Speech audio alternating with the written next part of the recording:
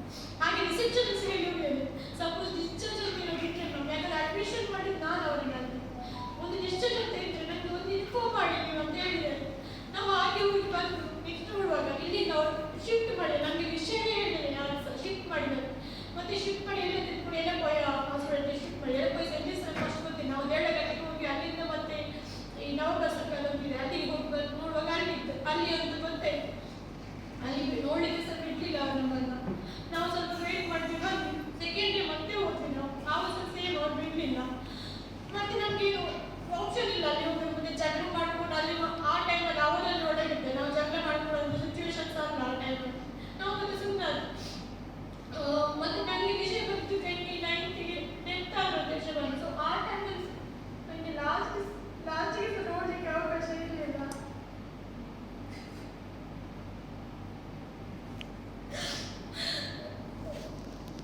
ಯಾರು ಹೇಳಿಕ್ಕೆ ಜನ ಎಷ್ಟು ಸಹ ಹೇಳ್ತಾರೆ ಬಟ್ ಅಲ್ಲಿ ನಿಂತ್ಕೊಂಡು ಅನುಭವಿಸಿ ನನಗೆ ಮಾತ್ರ ಗೊತ್ತಿತ್ತಲ್ಲ ಆ್ಯಕ್ಚುಲಿ ಏನಾಗಿದೆ ಅಂತ ನನಗೆ ಲಾಸ್ಟ್ ಅವ್ರು ನೋಡ್ಬೇಕು ಯಾಕಂದ್ರೆ ಅವರು ಹಾಸ್ಪಿಟಲ್ ಅಲ್ಲಿ ICU ಅಲ್ಲಿ CC ಕ್ಯಾಮರಾ ಅಂತ ಇರ್ತದೆ ನನ್ನ ಲೆಕ್ಕದಲ್ಲಿ ಯಾವ ಸಲ ಚೆಕ್ ಮಾಡಿ ನಾವು ಅಲ್ಲಿ ಅಷ್ಟೇ ನಾನು ರೀಚ್ ಮಾಡಿ ಅವತ್ತು ಅಷ್ಟೇ ನಾನು ಒಂದು ಗಂಟೆ ಇಲ್ಲ ನಾನು ಸರಿಯಾಗಿ ಬರ್ತೇನೆ ನಾನು ಸಾರಿ ನಾನು ಹೀಗೆ ಮಾಡಿಕೊಂಡಿದ್ದೇನೆ ಏನೋ ಟೆನ್ಷನಲ್ಲಿ ಮಾಡಿಕೊಂಡ್ರೆ ಅದನ್ನೇ ಹೇಳ್ತಿದ್ರು ನಾನು ಹೋಗುದಿಲ್ಲ ಎಲ್ಲಿಗೆ ಸರ್ ನಾನು ಮನೆ ಒಟ್ಟಿಗೆ ಸಹ ಹೋಗುದಿಲ್ಲ ಅಂತ ಹೇಳಿದ್ದಾರೆ ನನಗೆ ಭಯ ಆಗ್ತದೆ ನನಗೆ ಗೊತ್ತಿಲ್ಲ ಅವ್ರ ಮನೆಯಲ್ಲಿ ಅವ್ರ ಮನೆಗೆ ಹೋಗಿ ಬಂದರೆ ಏನು ಪ್ರಾಬ್ಲಮ್ ಆಗಿದೆ ಅಂತ ನಮ್ಮ ಮನೆಗೆ ಒಂದು 2 ತಿಂಗಳಂತೆ ಅವ್ರು ಇದ್ರು ಅಲ್ಲಿ ಎಂತ ಸಹ ಪ್ರಾಬ್ಲಮ್ ಇರಲಿಲ್ಲ ನಮಗೆ ಅವರಿಗೆ ಹೋಗುದಂದ್ರೆ ಯಾವತ್ತೂ ಹೋಗ್ಬೋದಿಲ್ಲ ಯಾಕೆ ನಾವು ಕಟ್ಟಿ ಹಾಕಿ ಅಂತ ಇಟ್ಕೊಂಡಿಲ್ಲ ಅದು ನಾವು ಎಲ್ಲಿ ಸಹ ನಾವು ಇಷ್ಟೊಳಗೆ ಎಲ್ಲ ತಿರ್ಗಾಡಿ ಹೋಗ್ತೀವಿ ಅವ್ರು ನಾವು ಶೋಸಿಗೆ ಹೋಗ್ತೀವಿ ನಾನು ಶೋ ಮಾಡೋದು ಸಹ ಹೋಗ್ತಿದ್ದೆ ಅಥವಾ ಬೇರೆ ಶೋಸ್ ನೋಡಲಿಕ್ಕೆ ಸಹ ಹೋಗ್ತಿದ್ವಿ ನಾನು ಎಲ್ಲಿ ಸರಿಗೆ ಪ್ರೂಫ್ ಕೊಡ್ಬೋದು ನಾವು ಎಷ್ಟು ಚೆನ್ನಾಗಿ ಹೋಗಿ ಚೆನ್ನಾಗಿ ನಮಗೆ ಜಗಳ ಅದರಲ್ಲಿ ಯಾವ ಸಹ ಅಷ್ಟು ವಿಪರೀತ ಯಾವ ವಿಷಯ ನಾರ್ಮಲ್ ಆಗಿ ಸಣ್ಣ ಪುಟ್ಟ ವಿಷಯಕ್ಕೆ ಮಾತಾಡಿಬಿಟ್ಟು ಅದು ನಾರ್ಮಲ್ ಎಲ್ಲ ಮನೆಯಲ್ಲಿ ಸಹ ಆಗ್ತದೆ ಅಂತ ಜಗಳ ಅಥವಾ ನನ್ನ ಮನೆಯಲ್ಲಿ ಸಹ ಆಗ್ತಿರ್ತದೆ ಸಣ್ಣ ಪುಟ್ಟ ವಿಷಯಕ್ಕೆ ಬೇರೆ ವಿಪರೀತ ಜಗಳ ನೀನು ಬೇಡ ಅದು ಬೇರೆ ವಿಷಯ ತಗೊಂಡು ಪಾಸ್ಟ್ ವಿಷಯ ಅದೆಲ್ಲ ತಗೊಂಡು ಯಾವುದೇ ರೀತಿ ಜಗಳ ನನಗೆ ಆಗ್ತಿಲ್ಲ ಇವಾಗ ಅವರಿಲ್ಲ ಅವರಿಗೆ ನಾನು ಕುತ್ಕೊಳ್ಳೋ ಪರಿಸ್ಥಿತಿ ನನಗೆ ಬರ್ತಿರಲಿಲ್ಲ ಮತ್ತೆ ಅವ್ರ ತಂದೆ ಹೇಳ್ತಾರೆ ಚಿನ್ನ ಹಣ ಎಲ್ಲ ತಗೊಂಡಿರಂತ ನಾನು ಪ್ರೂಫ್ ತೋರಿಸ್ತೇನೆ ಯಾಕಂದ್ರೆ ನಾನು ಸುದೀಪಿಗೆ ತುಂಬ ಹೆಲ್ಪ್ ಮಾಡಿದೆ ಅವರು ಪ್ರತಿ ಸಲ ಅವ್ರು ಹೇಳ್ತಿದ್ರು ನನ್ನ ಮನೆಯಲ್ಲಿ ಸಹ ನನಗೆ ಇಷ್ಟು ಹೆಲ್ಪ್ ಮಾಡಲಿಕ್ಕಿಲ್ಲ ಅಷ್ಟು ಮಾಡ್ತಾರೆ ನನ್ನ ಮನೆಯಲ್ಲಿ ತುಂಬ ನಮ್ಮನ್ನು ನೋಡ್ಕೊಂಡು ಜಾಸ್ತಿ ತಂದೆ ತಾಯಿಯವರು ನೋಡ್ಕೊಳ್ತಾರೆ ಅವರಿಗೆ ಒಂಥರ ತುಂಬ ಪ್ರೀತಿ ಇದು ಸಹ ಅಷ್ಟೇ ತುಂಬ ಫ್ರೀಯಾಗಿರ್ತಾರೆ ಮನೆಯಲ್ಲಿ ಹೊಸಬ್ರು ಬಂದ ಥರ ಇರಲಿಲ್ಲ ಅವ್ರೇನಿರ್ತಾರೆ ನಾವು ಚಿನ್ನ ತಗೊಂಡ್ರೆ ಹಣ ತಗೊಂಡು ನಾನೇ ಆ್ಯಕ್ಚುಲಿ ಎಷ್ಟು ವಿಷಯಕ್ಕೆ ಹೆಲ್ಪ್ ಮಾಡಿದೆ ಅಂತ ಹೇಳ್ತಾರೆ ಅವರು ನನಗೆ ತಗೊಂಡಿಗೆ ಇಟ್ಟು ಬಿಟ್ಟು ನಾನು ಅವ್ರ ಹಣ ತಗೊಳ್ಳಿ ಅವ್ರ ತಂದೆ ನನಗೆ ಪ್ರೂವ್ ಮಾಡಿ ಅವ್ರ ಹತ್ರ ಯಾವ ಚಿನ್ನ ಇತ್ತು ಯಾವ ಹಣ ಕೊಟ್ಟಿದ್ದಾರೆ ನನಗೆ ಪ್ರೂವ್ ಮಾಡಿ ನಾನು ಒಪ್ಕೊಳ್ತೇನೆ ನನಗೆ ಕೊಟ್ಟಿದ್ದಾರೆ ಅಂತ ಯಾಕಂದ್ರೆ ಅವರ ಆ್ಯಕ್ಚುಲಿ ಅವರು ಯಾವ ವಿಷಯಕ್ಕೆ ದಾನ ಮಾಡ್ಕೊಳ್ಳೋದು ನನಗೆ ಗೊತ್ತಿಲ್ಲ ಸದ್ಯಕ್ಕೆ ಅವರಿಗೆ ಚಿನ್ನ ಅದೆಲ್ಲ ಕೊಡ್ಲಿಕ್ಕೆ ತುಂಬ ಜನ ಎಂತೆಂಥ ಬ್ಲ್ಯಾಕ್ ಮೇಲ್ ಎಲ್ಲ ಮಾಡಿದ್ದಾರೆ ದೇವರಿಗೆ ಅದಕ್ಕೆ ಇದಕ್ಕೆ ಅಂತ ಎಂತೆಂಥ ಬ್ಯಾಡ್ ಶಬ್ದ ಎಲ್ಲ ಬರೆದಿದ್ದಾರೆ ಅದು ಅವರ ಪರ್ಸನಲ್ ಯಾಕಂದ್ರೆ ನಾನು ಹೊರಗಿಂದ ಮುಂಚೆ ಅದು ನಾನು ನನ್ನ ಮೇಲೆ ಆದ್ರೆ ನಾನು ಅದ್ರ ಬಗ್ಗೆ ಮಾತಾಡ್ಬೋದು ಅದಕ್ಕೆ ನನಗೆ ರೈಟ್ಸ್ ಇಲ್ಲ ಎಸ್ಕೇಪ್ ಆಗಿದ್ದೇವೆ ಹಾಗೆ ಹೀಗೆ ಅಂತ ನನಗೆ ಅದಕ್ಕೆ ಬೇಕಾದ್ರೆ ಅವ್ರು ಪ್ರೂಫ್ ತೋರಿಸಿ ನಾನು ಎಸ್ಕೇಪ್ ಆಗಿ ಅಲ್ಲಿ CC ಕ್ಯಾಮರಾ ಸುಳ್ಳು ಹೇಳಲಿಕ್ಕಿಲ್ಲ ಸೊ ನಾವು ಎಷ್ಟೊತ್ತಿಗೆ ಬಂದು ಎಷ್ಟೊತ್ತಿಗೆ ನಾವು ಎಸ್ಕೇಪ್ ಆಗಿದ್ದೇವೆ ನೆಕ್ಸ್ಟ್ ಮತ್ತೆ ಅಲ್ಲಿ ಹಾಸ್ಪಿಟಲ್ಗೆ ಹೋಗ್ಬೇಕಂತಿಲ್ಲ ನೆಕ್ಸ್ಟ್ ಎಡಪುರಕ್ಕೆ ಹೋಗ್ಬೇಕಂತಿಲ್ಲ ಅಥವಾ ನಾನು ಇವಾಗ ಮೊನ್ನೆ ಆಗಿರ್ಬೋದು ಇವಾಗ ಇಲ್ಲಿ ಆಗಿರ್ಬೋದು ನಾನು ಬಂದು ಕುತ್ಕೊಳ್ಬೇಕು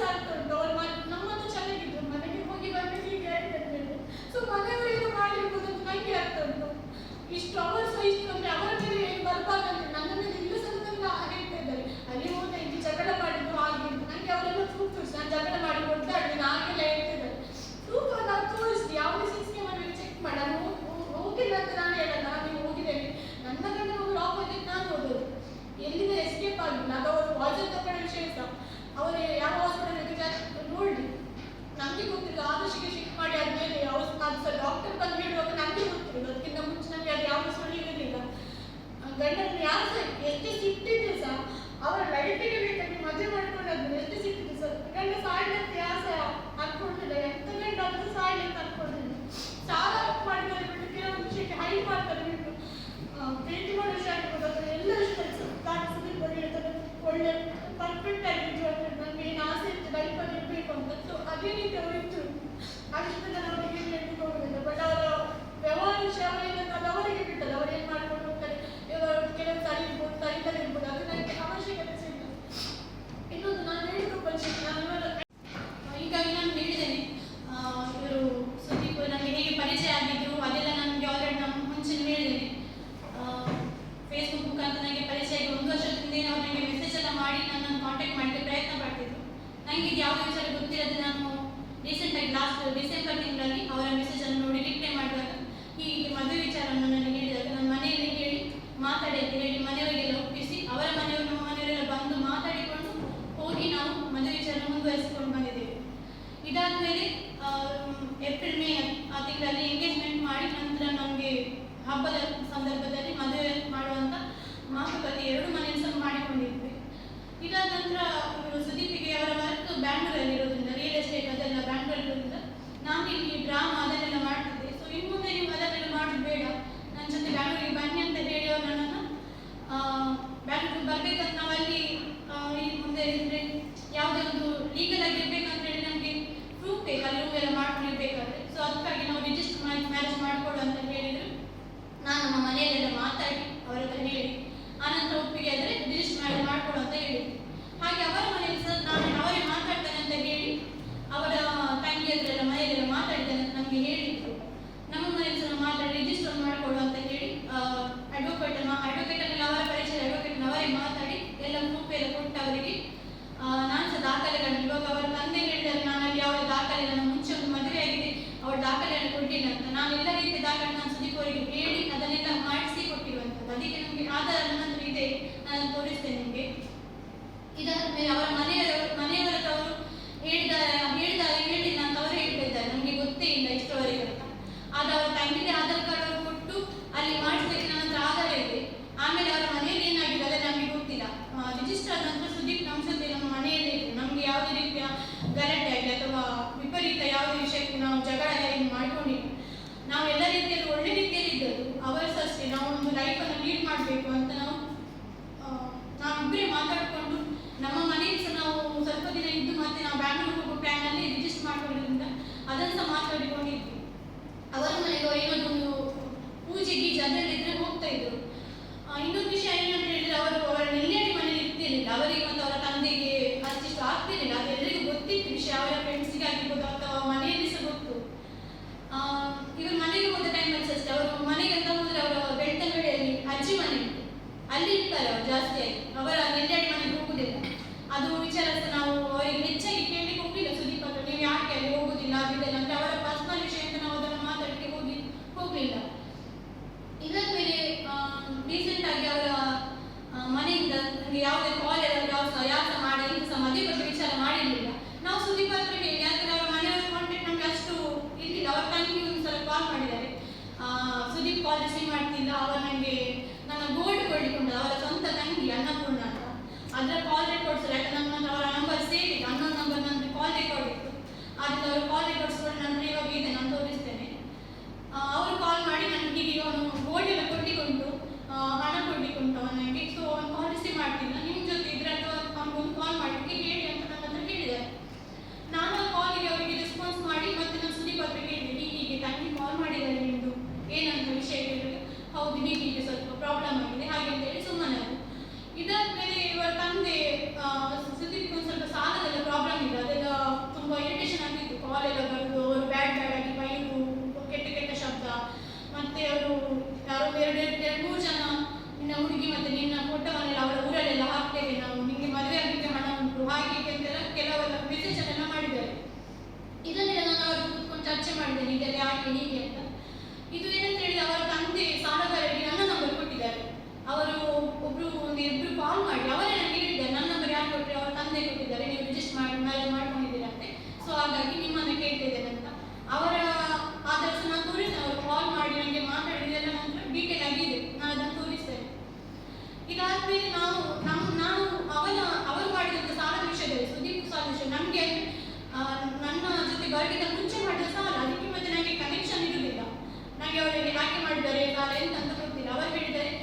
ಯಾವುದೋ ವ್ಯವಹಾರಕ್ಕೆ ಅವರು ಹಣ ಹಾಕಲಿಕ್ಕೆ ಹೋಗಿ ಅವರು ಸಹ ಹಣ